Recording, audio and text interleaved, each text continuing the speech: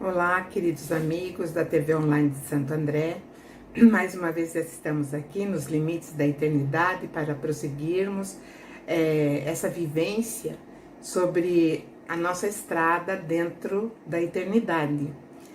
Em programas anteriores, mostrei que isso aconteceu há muito tempo atrás, o surgimento, né, daquele que seria o protótipo de um progresso, né, tempos depois, onde estaria ali aparecendo o Homo habilis, depois o Homo erectus, depois o Homo habilis. E foi nesse período, nessa passagem, que o nosso crânio, eu digo nosso porque enquanto gênero humano, o nosso crânio ele teve uma base mais alongada, então permitiu a formação de órgãos, né, que seriam necessários para a emissão de sons. Então nós temos lá dentro da nossa garganta, lá no céu da boca, lá atrás, né, um osso que é completamente cheio de músculos, que se chama hioide. E é esse osso que nos diferencia, né, da outra espécie muito parecida conosco, que é o chimpanzé. Porém, né, esse rudimento de fala, então como eu falei, ele acontece aí há 2 milhões de anos, quando o homem começa a emitir sons guturais, por conta dessa formação. E essa facilidade por milênios, né, facilitou então a nossa articulação de algumas vogais. Quando eu digo nossa, eu estou falando do gênero humano. E é interessante observar que nesses primeiros momentos, né, em que nós começamos a articular esses sons, eram apenas vogais A, E, I, U. O O ainda não estava, né, sendo articulado. Então era A, E, I, U. E até dizem os maldosos que foi a mulher que primeiramente começou a articular essas vogais. Porém, né, nós sabemos que tem que ter todo um aparelho, né, completo e complexo para que isso possa acontecer. Então nós temos que ter, né, o cérebro em ação. Veja só, já começamos a falar sobre o uso, né, da nossa capacidade cognitiva, intelectual. E então nós temos que usar o nosso laríngeo, temos que usar as cordas vocais, e que estavam lá, né, esquecidas, e também a língua. Então é tudo um conjunto que possibilitou que nós tivéssemos a articulação da palavra.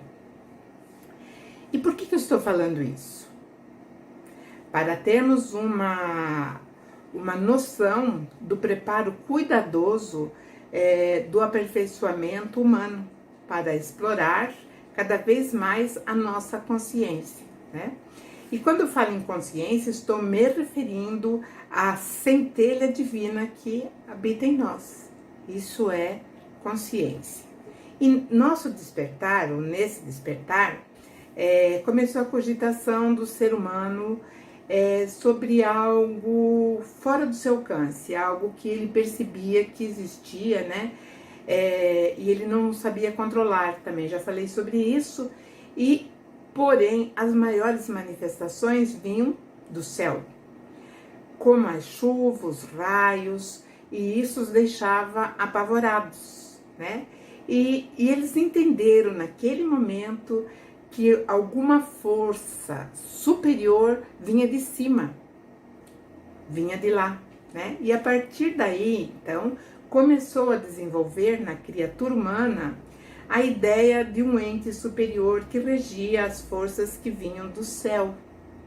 ou dos céus, né? Mas vamos falar do céu, que na época só via aquele quadrante quando olhava para cima. Mas também este ente, ele regia as forças da Terra, porque eles começaram a concluir, né, que aquelas forças que vinham através, né, das chuvas, dos raios, também eles não tinham como conter alguma coisa assim, os fenômenos da natureza. Como os vulcões, né, os vulcões, os furacões, as manifestações das águas que vinham com fúria, fossem no mar, fossem através das torrentes advindas de uma chuva forte, enfim, todas as fúrias advindas da natureza. Por isso que, nesse período, o ser humano era nômade, porque quando vinham essas forças, eles andavam para outra região onde eles se encontrassem um ambiente adequado. E por volta de 6.000 anos, aconteceu um aperfeiçoamento dos sentidos. Veja só, 6.000 anos.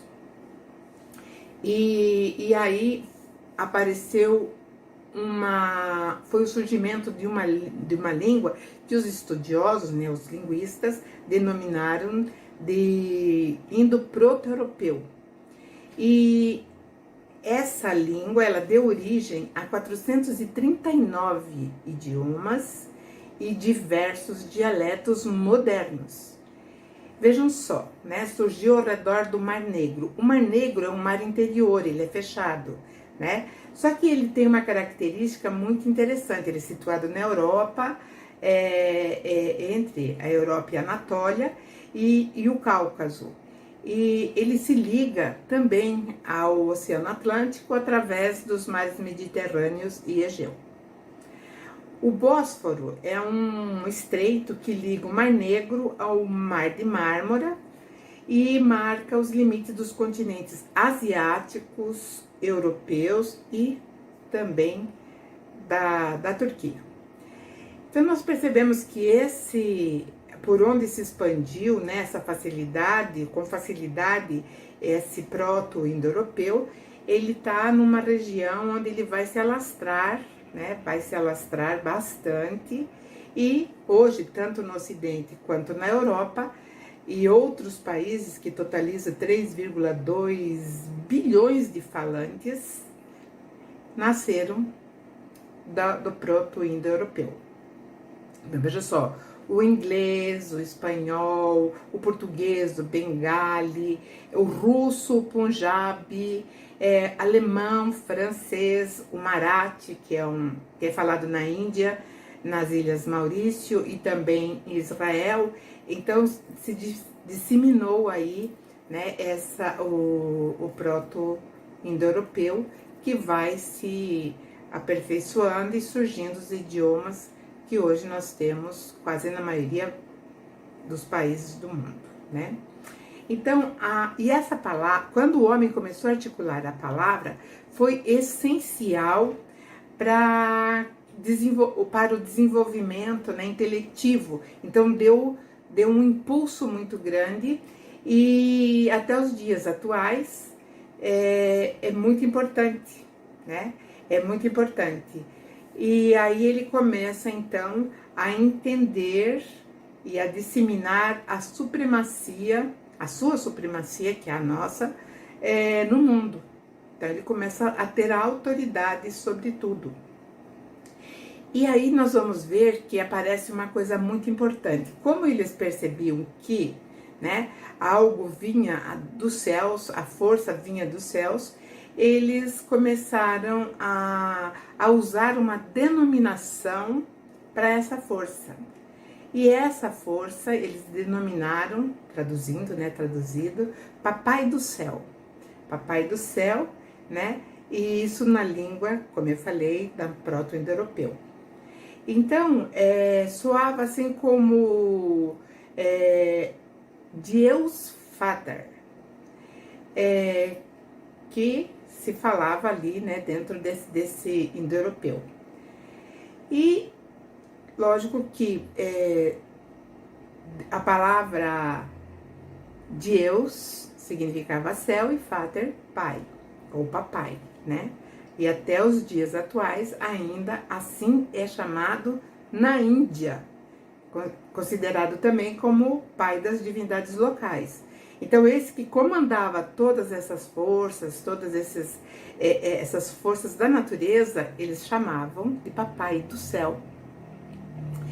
No grego, no panteão grego, ele começa a ser também chamado Dies Vater, né? Dies Vater. E evoluiu depois para Zeus, que é o deus dos deuses. No Oriente Médio, mais precisa... Não, desculpe. Em latim, ele tinha a denominação de Lupita, né? Lupita, que passa a ser Júpiter, também, né? Que é um grande deus, o deus dos deuses. Já no Oriente Médio, mais precisamente em Canaã, ele começa a ter uma outra denominação, Yahvé. Porém, antes de ser denominado o deus titular do panteão judaico e também do panteão cristão, ele era denominado apenas de El, só assim, né? E todos os nomes que terminam, que tem essa terminação El, eles estão assim, eles estão relacionados com a palavra Deus, né? No hebraico, eu tô falando no hebraico. Então, nós vemos que Daniel significa juiz de Deus. Então, Dani, juiz, El, Deus, juiz de Deus. Samuel, ouvido por Deus, né? Samo, ou chamo, ouvido, né? É o Deus, ouvido por Deus. Ezequiel, fortalecido por Deus, né? E aí nós percebemos que começa então a ter uma denominação para algo que começou muito lá atrás, né? 2 milhões de anos. E aí nós percebemos também que o homem passa a se identificar com uma divindade, e hoje nós estamos aqui nesse momento, ainda, né? Quando nós olhamos para o alto, nós inevitavelmente pensamos numa força maior, numa grandeza maior, né? Que muitas vezes não podemos explicar. Então essa é a nossa saga. Então, a princípio, quando eu falei que existiam vários deuses, sim, existiam vários deuses. Isso era sabido, tanto que se nós olharmos o primeiro mandamento do Decálogo, nós iremos ver de início que lá, no primeiro mandamento tem: não terá outros deuses diante de mim. Então esse que é o Yahvé, né, ou Jeová, como foi aportuguesado. Então ele já pedia para que não adorassem outros deuses que não fosse ele. Isso prenuncia claramente que existia um panteão de deuses. E ele, esse que era o Yahvé, ele era o maioral, ele era o Deus dos deuses. Por isso que eu falei que a palavra Deus, ela é, digamos assim, muito genérica, né, no programa passado. E isso vem, o que corrobora esse conhecimento e me dá embasamento para falar tudo isso para vocês, aqui nesse programa, é que o Salmo 82, exatamente, né, fala sobre isso. Então, ele diz assim no primeiro versículo, Salmo 82, versículo 1, Deus está na congregação dos poderosos e julga no meio dos outros deuses, mas ele é onipotente, ele é o mais forte. Então, nós temos esse indício que realmente, né, nós estamos aprendendo a chegar cada vez mais perto daquele que é o nosso Criador, Criador de todas as coisas, de tudo que existe. Então, hoje eu encerro por aqui e no próximo programa daremos continuidade, porque esse assunto é palpitante e faz parte da nossa caminhada nos limites da eternidade. Até lá, um grande abraço e muita paz.